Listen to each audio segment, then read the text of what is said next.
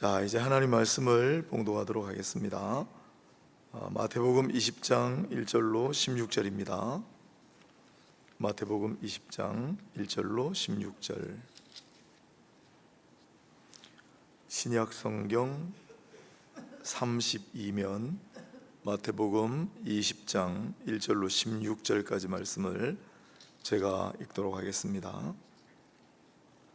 천국은 마치 품꾼을 얻어 포도원에 들여보내려고 이른 아침에 나간 집주인과 같으니 그가 하루 한 데나리온씩 품꾼들과 약속하여 포도원에 들여보내고 또 제3시에 나가보니 장터에 놀고 서 있는 사람들이 또 있는지라. 그들에게 이르되 너희도 포도원에 들어가라.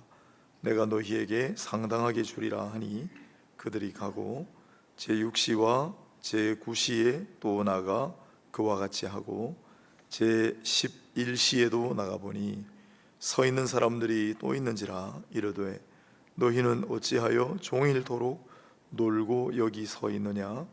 이르되 우리를 품꾼으로 쓰는 이가 없음이니이다. 이르되 너희도 포도원에 들어가라 하니라. 저물매 포도원 주인이 청지기에게 이르되 품꾼들을 불러 나중 온 자로부터 시작하여 먼저 온 자까지 삭을 주라 하니 제11시에 온 자들이 와서 한 데나리온씩을 받거늘 먼저 온 자들이 와서 더 받을 줄 알았더니 그들도 한 데나리온씩 받은지라. 받은 후 집주인을 원망하여 이르되 나중 온 이 사람들은 1시간밖에 일하지 아니하였거늘 그들을 종일 수고하며 더위를 견딘 우리와 같게 하였나이다. 주인이 그 중의 한 사람에게 대답하여 이르되 친구여, 내가 네게 잘못한 것이 없노라. 내가 나와 한 데나리온의 약속을 하지 아니하였느냐? 네 것이나 가지고 가라. 나중 온 이 사람에게 너와 같이 주는 것이 내 뜻이니라. 내 것을 가지고 내 뜻대로 할 것이 아니냐? 내가 선함으로 네가 악하게 보느냐? 이와 같이 나중 된 자로서 먼저 되고 먼저 된 자로서 나중 되리라. 아멘. 강사 목사님을 좀 소개하겠습니다. 옛날에 중학교 다닐 때부터 우리 교회 바로 옆에 집이 있었대요. 형님하고 두 분이 열심히 신앙생활을 하시다가 그 형 되시는 임정환 목사님은 2, 3년 전에 부산신학교 학장을 하셨습니다. 제가 그때 노예석이었기 때문에 1년간 줄곧 만났는데 그 임정환 목사님 동생분이신 줄 몰랐네요. 오늘 저도 처음 알았습니다. 그래서 우리 교회 출신이시고 그 다음 중국에서 오랫동안 선교 사역을 하시다가 다 아시다시피 중국 정부가 다 추방시키는 바람에 이제 나오셔서 지금 현재 인도네시아로 가서 인도네시아 사역을 다시 시작하시는 그런 중에 있습니다. 우리 교회 너무 오고 싶으셨을 텐데 고향교회잖아요. 미리 좀 빨리 못 불러드린 게 너무 죄송하고 제가 몰랐거든요. 오늘 정말 뜻깊은 시간이라 생각이 듭니다. 너무 오고 싶으셨을 텐데 오늘 마태복음 20장 1절로 16절까지 포도원의 품꾼들이란 제목으로 임정훈 선교사님께서 말씀을 전해 주실 때 우리 고향교회 성도 여러분들 많은 은혜를 받으시기를 바랍니다.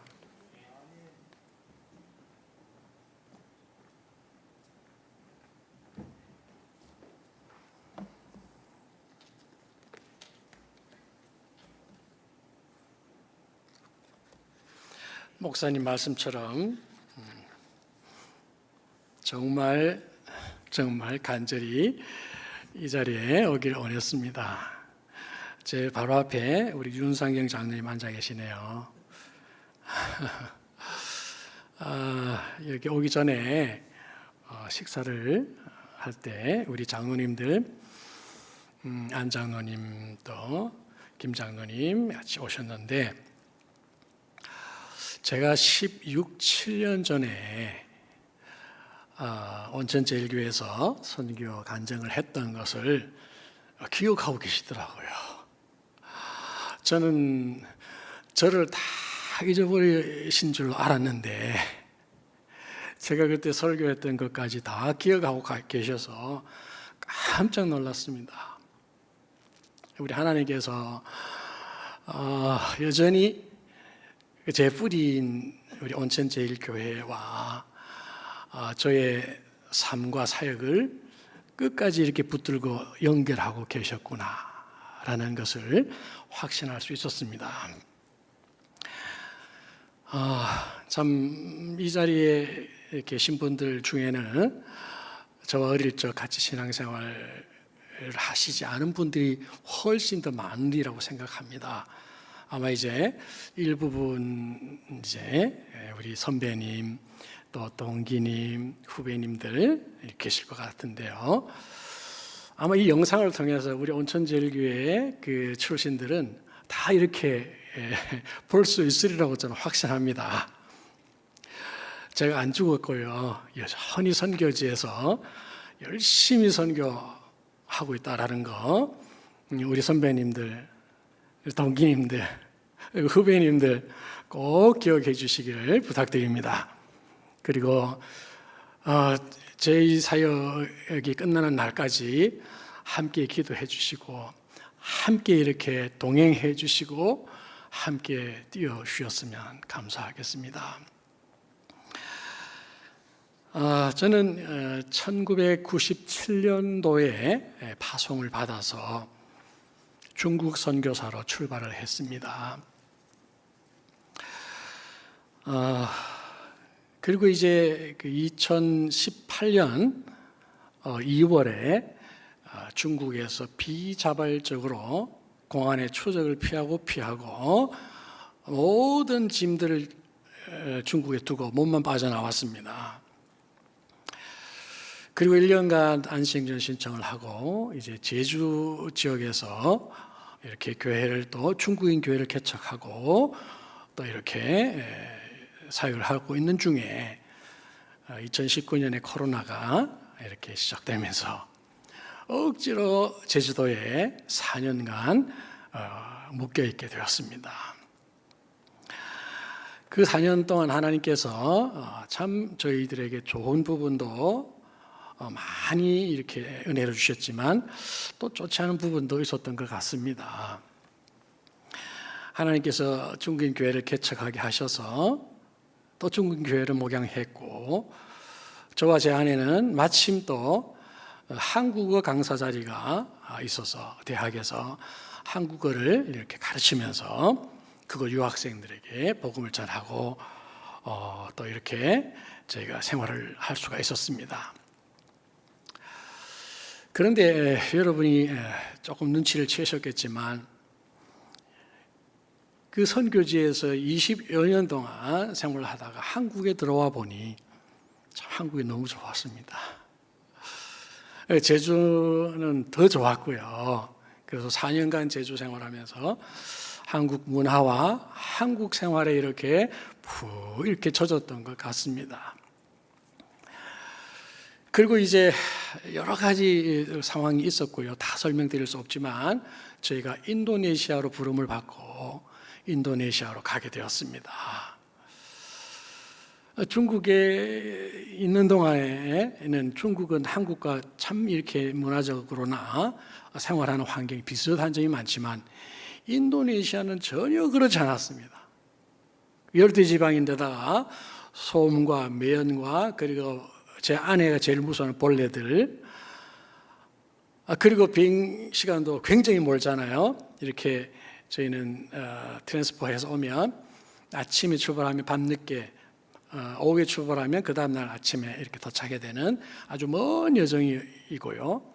그래서 참 여러 가지 좀 불편한 점이 있는데 만약 중국에서 바로 인도네시아를 갔으면 괜찮았을 텐데 제주에다 가니까 좀 더 힘들었던 부분이 있었던 것 같습니다.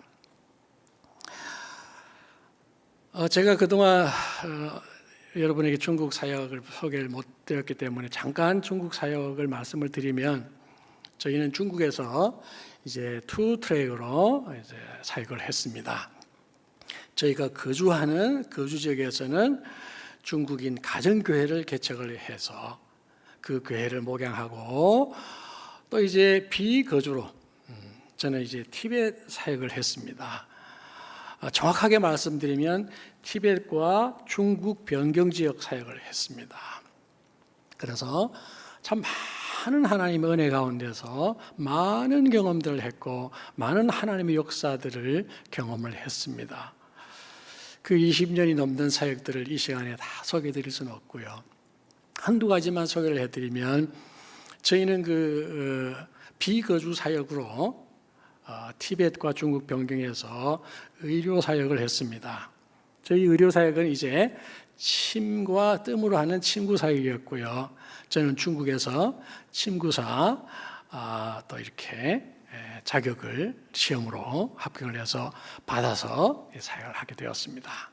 그리고 한국에서 많은 이제 유명한 한의사분들을 모시고 그쪽 변경 지역에 있는 민간인 의사들을 집중적으로 훈련하는, 낮에는 침구 훈련을 하고 아침과 밤으로는 집회를 하면서 30여 명의 그 훈련자들을 훈련을 했습니다. 한 3년쯤 되었을 때 저희 제자들이 어느 정도 이제 침구에 대해서 익숙해졌고 또 대부분이 민간인 의사 자격증을 받게 되었습니다. 그래서 사역을 하는데 참 감사했던 것은 여러분이 잘 아시는 것처럼 티벳 지역은 0% 지역입니다. 티벳인이 밖으로 나와서 예수를 믿는 케이스는 있어도 티벳 안에는 예수 믿는 사람이 한 명도 없습니다. 티벳 지역에서 기독교인이라 하면 한족들이 들어가서 기독교인이지 티벳인 중에는 기독교인이 없습니다. 0% 지역인데 저희 팀원 중에 한 분이 성이 최라는 분인데 50세 정도 됐었습니다. 그분이 췌장암을 앓는 분이어서 정말 건강이 안 좋은 분인데 이제 그분이 줄기차게 전도하러 갔던 18개 마을이 있는 스파짜이라는 지역이 있었습니다. 100% 라마 불교 지역이죠. 그분이 열심으로 복음을 전했는데 5년 동안 단 한 사람에게도 이렇게 예수님 영접하는 그런 역사를 보지를 못하는 것입니다. 그랬는데 이제 저희와 함께 이렇게 친구 훈련을 받고 또 민간인 의사 자격증을 받고 또 팀을 만들어서 이제 여러 지역에서 침을 놓으면서 또 뜸을 하면서 또 이렇게 중의안마를 하면서 복음을 전하는데 이 장로님 팀이 이제 3명이 그 지역을 다시 들어간 겁니다. 이제 침구로 무장을 하고 그 지역을 들어갔는데 이제 침 사역이 좋은 게 뭐냐 하면 환자에게 침을 딱 꼽아 놓으면 1시간 동안 꼼짝을 못 해요. 저희는 유침을 1시간 하는 그런 침이거든요. 그런 침 꼽아 놓고 복음을 전한 거죠. 그런데 참 그 사도행전적인 놀라운 역사들이 그 18개 부락이 있는 지역에서 일어났습니다. 저희가 가르치지도 않았던 어떤 그런 그 침의 효과들이 그 지역에서 나타나기 시작한 것입니다. 앞을 보지 못하는 그 환자들이 있었는데 저희 형제들이 가서 그 아픈 눈 혈자리에 침을 꼽았는데 앞을 보게 된 거예요. 저도 그런 것들을 이렇게 별로 본 적이 없는데 그런 역사들이 일어나고 또 말을 못하는 그 이제 어느 장애인들에게 또 침을 그 혈자리에 나왔는데 말을 하게 된 거예요.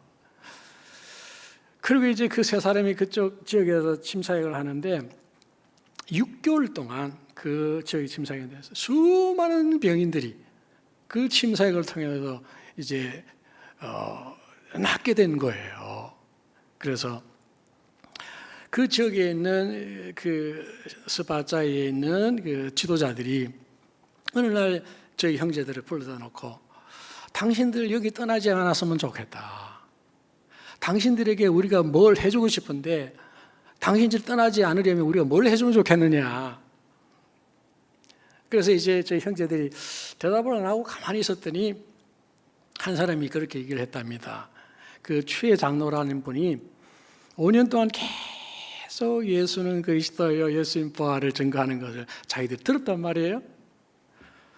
너희들 예수 믿는 사람들인데 그러면 우리가 교회 지을 땅을 너희에게 주면 어떻겠느냐, 그런 제안을 한 거예요. 그래서 마을을 들어오는 입구의 공동 토지에다가 교회를 지을 수 있도록 이분들이 그 토지를 기증을 한 거예요. 그래서 얼마나 감사, 할렐루야죠. 그래서 저희는 한국교회와 연결을 해서 그 지역에 예배당을 세웠습니다. 예배당이 다 지어지고 헌당식 하는 날요, 놀라운 역사가 일어났습니다. 아까 제가 말씀드렸잖아요. 티벳 지역은 0% 지역이에요. 웩이라고 하는 유명한 영국 선교회가 있는데 티벳 지역 사역을 수십 년을 했는데 단 한 사람도 열매를 맺지 못하니까 여기는 전두 불가 지역이다. 그래서 베트남, 태국, 몽 지역으로 다 이전을 해버렸어요. 본부 자체를 옮겨버렸어요. 저희가 들어가던 그 시점이 웩 선교회가 떠나는 그 시점에 저희가 들어갔는데 그때가 2010년 정도 됩니다. 놀라지 마십시오. 헌당식 하는 날 세례 예식을 베풀었습니다.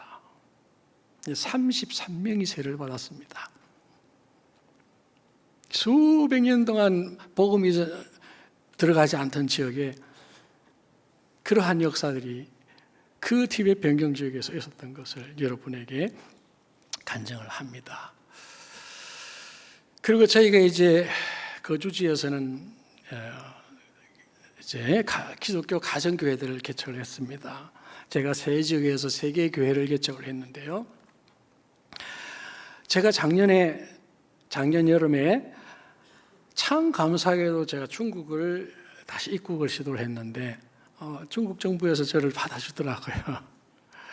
그래서 작년 여름에 저희 그 가정교회 지역을 제가 방문하고 왔습니다. 근데 얼마나 참 감사한지, 여러분 잘 아시죠? 중국 상황을 잘 아시잖아요. 중국은 이제 외국인 선교사가 가서 선교를 할 수 없는 지역이 되어버렸습니다. 그래서 현지인 사역자들에게 모든 것을 이양하고 현지인 사역자들이 이어서 사역을 하는데 저희도 역시 마찬가지로 현지인 제자들에게 교회를 다 이양하고 그 현지인 교회 제자들로 하여금 교회를 이렇게 인도하게 해놓고 저희가 이제 나오게 되었는데요.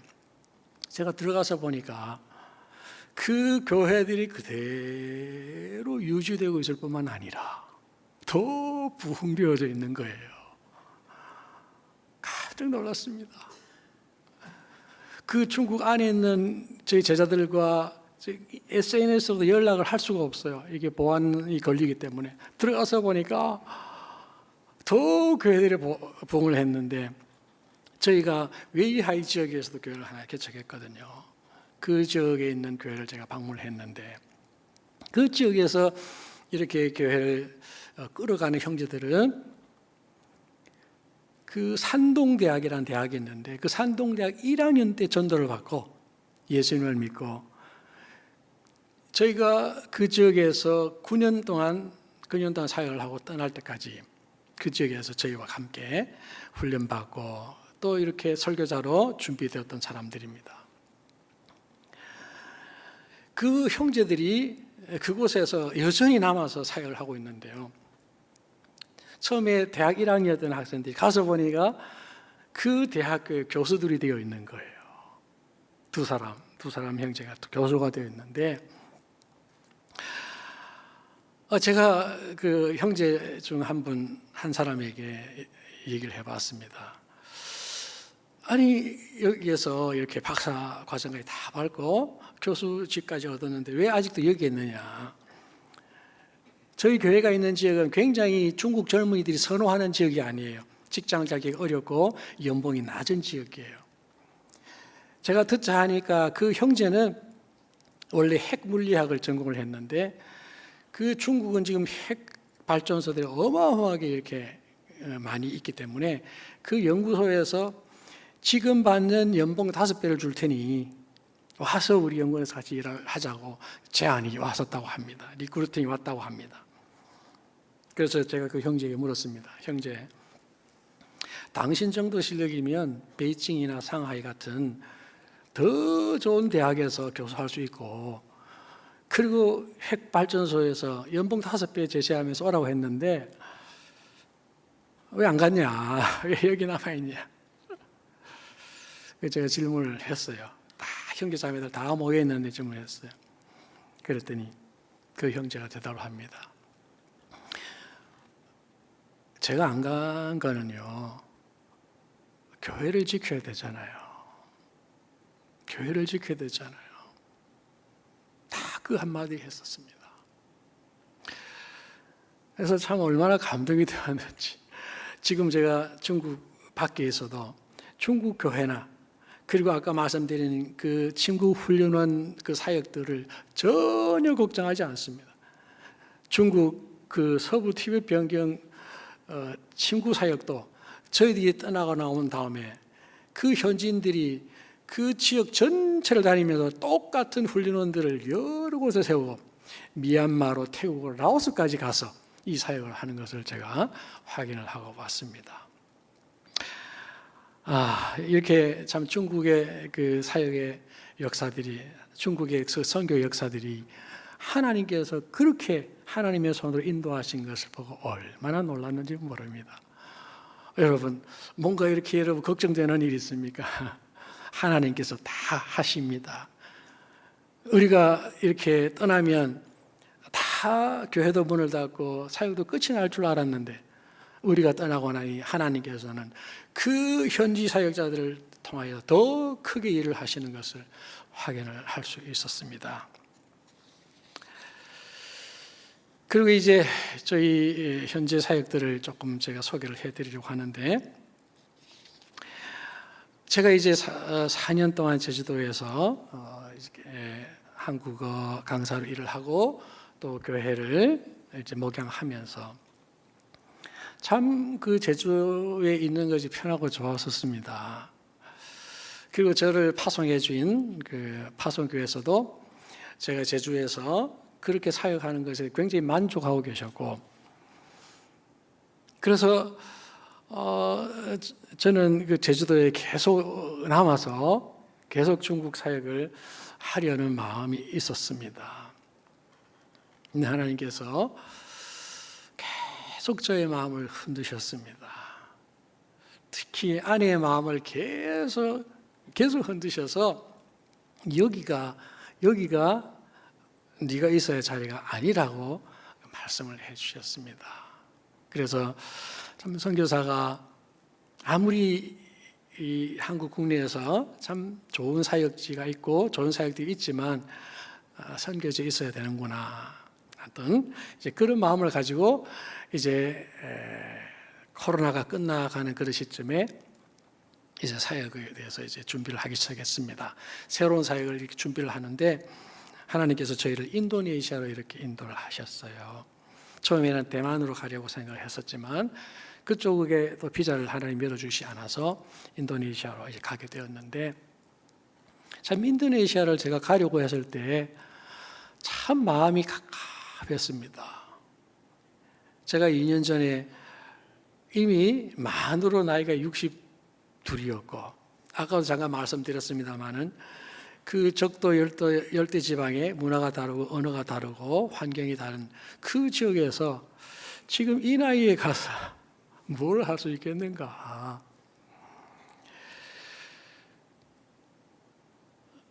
이제 새로운 언어를 또 해야 되고요. 또 그런 어떤 상황에서 참 여러 가지 생각되는 부분들이 많이 있었습니다.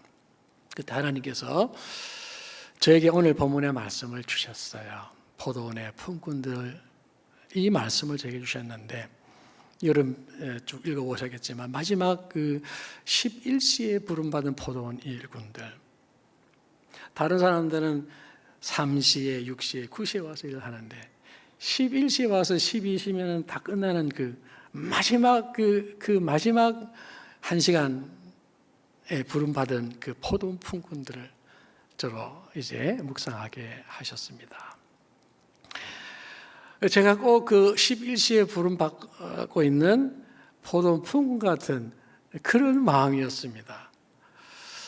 제가 이 제주에 있어야 할 자리는 아니라고 생각하고 또 새로운 선교지를 가려고 할 때 저 엄두가 나지 않는 그런 어떤 상황에서 이 말씀을 주시고 하나님께서 저를 불러주셨습니다.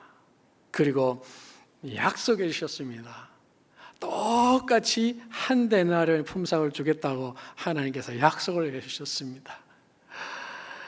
그래서 이제 그 약속의 말씀을 붙들고 저희가 인도네시아를 갔고요.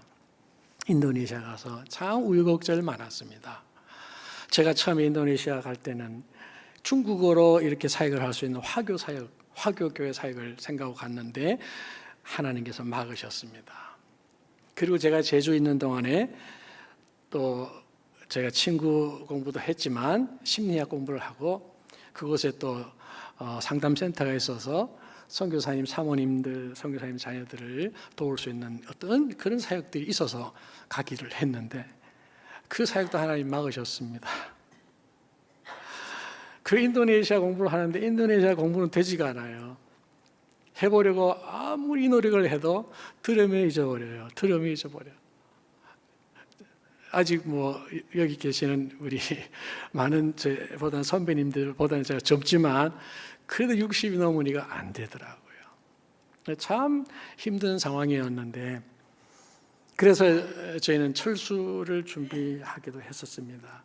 저희 파송계와 의논을 하고 이제 철수를 해서 이곳 한국에 있는 이주민들 대상으로 특별히 한국에 와 있는 많은 중국인들 대상으로 사역을 하고 싶습니다 했더니 교회에서 좋습니다 선교사님 뜻대로 하십시오. 그래서 이제 인도네시아 사역을 이제 마무리하려고 이제 올해 2월 달에 이제 준비를 하고 있었는데 하나님께서 올 3월부터 하나님의 약속을 이루시기 시작하셨습니다.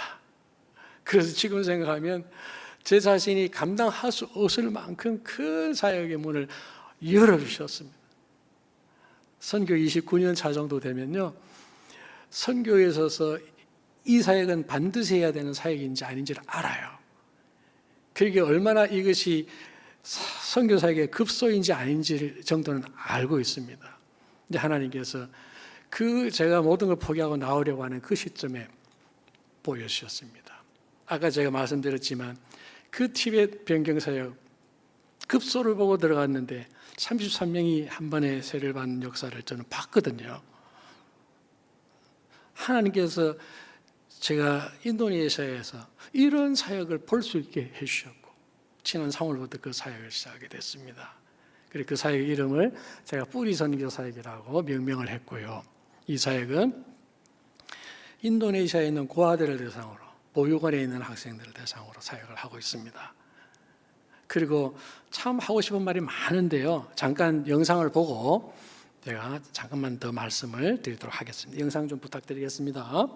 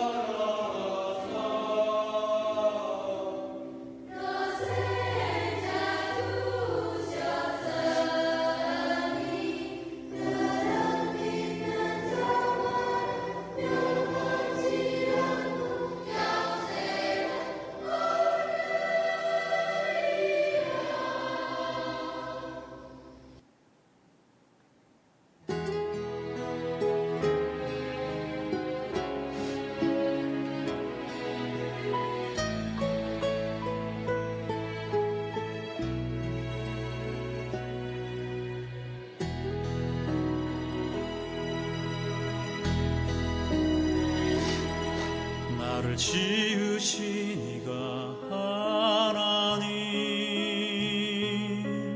나를 부르신 이가 하나님, 나를 보내신 이도 하나님, 나의 나 된 것은 다 하나님 은혜라. 나의 달려갈 길 다가도록, 나의 마지막 홀 다하도록, 나로 그 십자가 품게 하시니, 나의 나 된 것은 다 하나님 은혜라.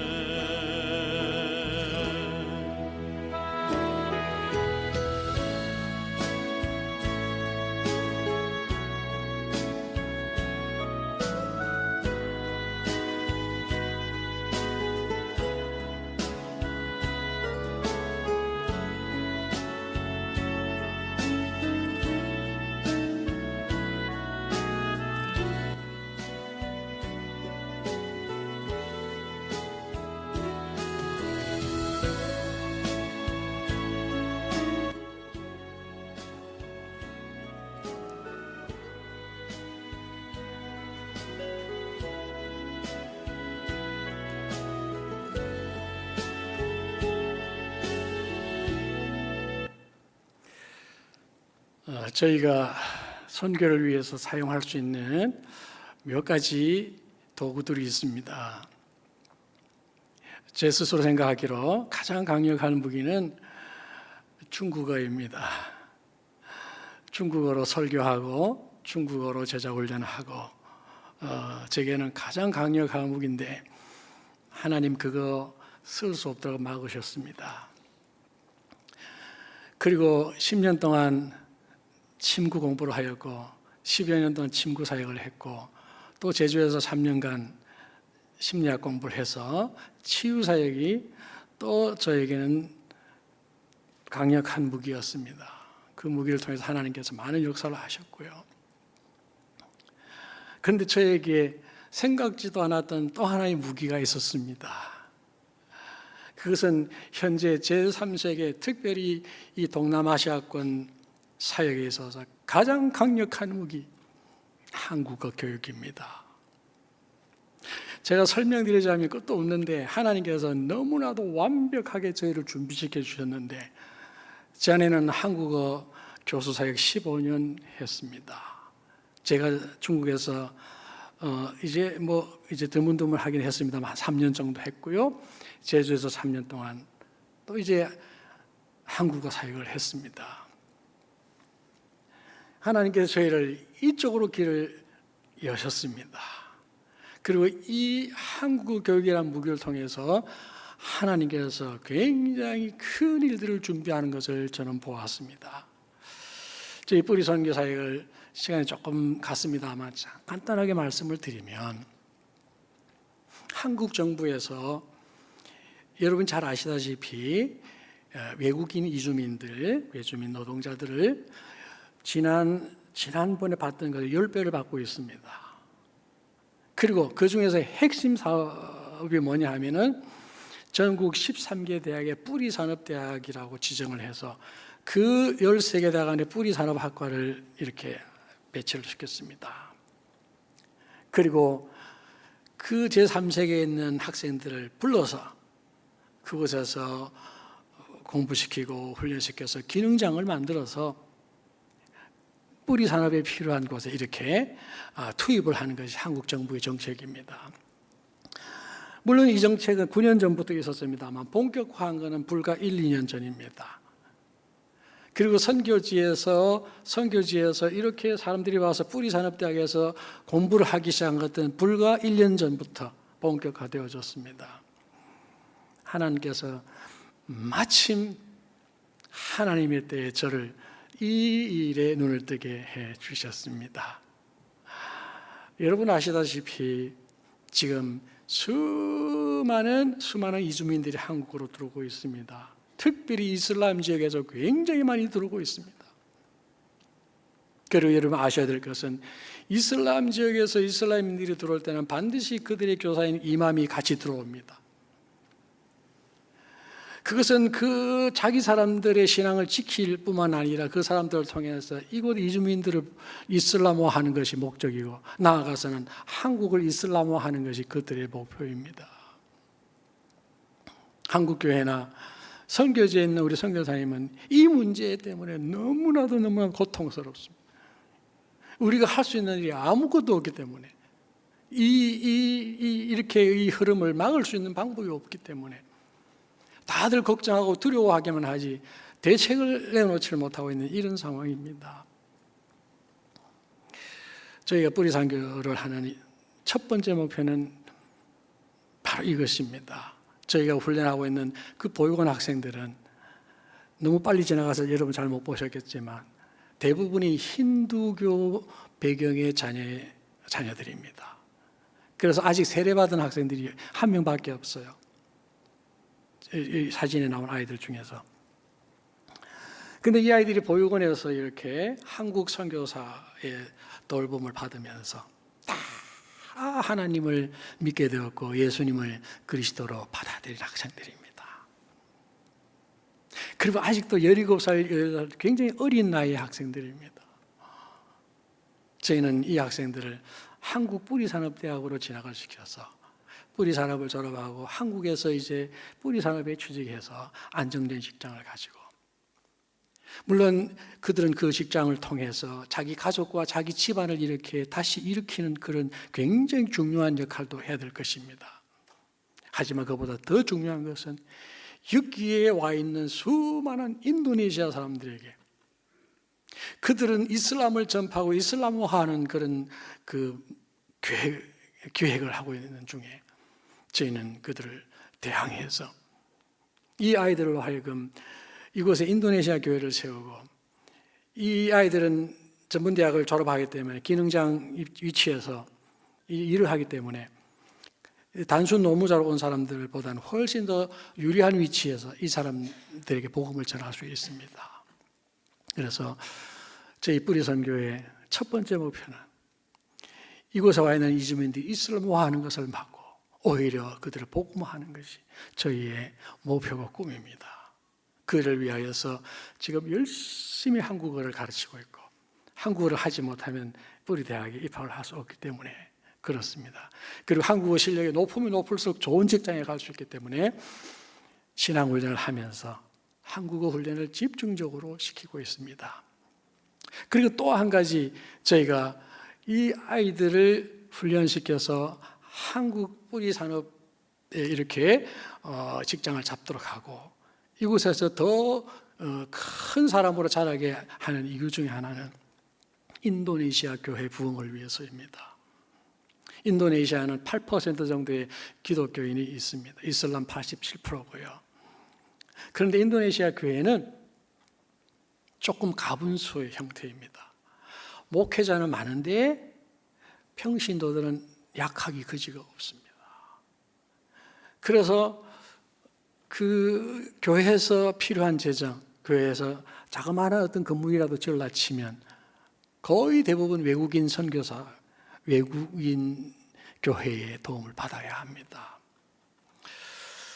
제가 간지 오래되지 않았기 때문에 그 이유를 알 수 없지만 인도네시아 교회 평신도 리더십은 거의 무너져 있습니다. 그리고 대부분의 목회자들, 그 목회자들은 외국 선교사들을 도움을 받아서 이렇게 교회를 목양하는 것을 볼 수 있습니다. 여러분 아시다시피 이런 교회들이 건강한 교회는 아니지 않습니까? 이런 교회가 오래 갈 수 있는 교회는 아니라고 저는 생각합니다. 그래서 저희는 매년 6명 정도의 학생들을 이렇게 한국으로 보낸 것을 목표로 하고 있습니다. 하지만 저희에게 이렇게 공부를 해서 한국으로 가겠다고 하는 사람이 수천 명의 학생들이 대기하고 있습니다. 우리 다 할 수는 없고 6명 정도 학생들을 매년 이렇게 한국으로 보낼 계획을 하고 있는데, 이 학생들이 이곳에서 어느 정도 자리를 잡고 이곳에서 어느 정도 이렇게 시간이 지나면 다시 인도네시아로 역파송할 계획을 가지고 있습니다. 인도네시아로 돌아가서 굉장히 뛰어난 기술자로 인도네시아 산업에도 이바지하면서 그 사람들이 새로운 인도네시아 교회의 리더십이 되어서 인도네시아 교회의 뿌리를 든든하게 만드는 그 일을 놓고 저희가 기도하고 있습니다. 여러분 함께 기도해 주시기를 부탁을 드리겠습니다. 하나님께서 참 이제 이게 마지막이다 하고 이제 끝내려는 저를 하나님 붙들어서, 저는 한국으로 나오는 것이 훨씬 저로서는 좋지만 하나님이 억지로 이 사역으로 저를 밀어넣으셨습니다. 그리고 이 사역이 날마다 이렇게 진행을 되고 있는데, 저는 학생들에게 가서 한국어를 가르치고 아이들과 함께 찬양하고 아이들에게 또 하나님의 말씀도 같이 조금씩 전할 때 얼마나 가슴이 벅찬지 모릅니다. 지금 여기 떠나 있지만 그 아이들 하나하나가 얼마나 보고 싶은지, 하나님께서 그렇게 제 가슴을 뛰게 하는 그런 사역을 해 주신 것도 너무 감사하고요. 이 아이들을 통해서 이 한국에 있는 많은 이주민들이 하나님께로 돌아오고, 또 인도네시아 돌아가서 인도네시아 교회를 든든하게 세울 그날을 생각하면 얼마나 가슴이 벅찬지 모릅니다. 하나님께서 이렇게 저에게 은혜를 베푸셨듯이 저는 여러분에게도 똑같은 은혜를 베푸시라고 믿습니다. 11시, 우리가 생각할 때는 늦은 시간입니다. 하지만 하나님의 시간에는 늦는 것이 없습니다. 하나님께서 저를 부르셨고 또 여러분을 부르실 줄로 믿습니다. 하나님께서 나를 어떤 일로 불러주셨습니까? 어떤 봉사의 일로 불러주셨습니까? 어떤 사역으로 불러주셨습니까? 어떤 사랑의 역사로 불러주셨습니까? 여러분, 결코 늦었지 않습니다. 지금부터 11시에 부름받은 포도원의 품꾼들처럼 하나님 부르심에 손들고 아멘 하시기 바랍니다. 그럼 이 부족한종이 선교지에서 확인한 하나님의 그 응답들을 여러분도 여러분의 삶 속에서 경험하시라고 믿습니다. 환경은 아무것도 아닙니다. 제 나이도 여러분의 나이도 아무것도 아닙니다. 건강도 걱정하지 마십시오. 여러분에게 어떤 재정의 문제 전혀 걱정할 일이 없습니다. 사람관계 문제 아무것도 아닙니다. 하나님 부르심에 그저 바로 이 순간, 바로 이 자리에서 아멘하고 여러분 화답하시면 하나님이 여러분 크게 쓰실 줄 믿습니다. 저처럼 가슴 뛰게 하나님 부르시는 일에 여러분이 순종하고 그 일에 여러분의 남은 생애를 드릴 수 있으리라 저는 확신합니다. 기도하겠습니다. 하나님 감사합니다. 부족한 종 이렇게 두서없이 간증하였습니다. 오직 하나님의 말씀만이 듣는 모든 분들 신비에 새겨질 수 있도록 축복하여 주옵소서. 감사하며 예수님의 이름으로 기도하옵나이다. 아멘.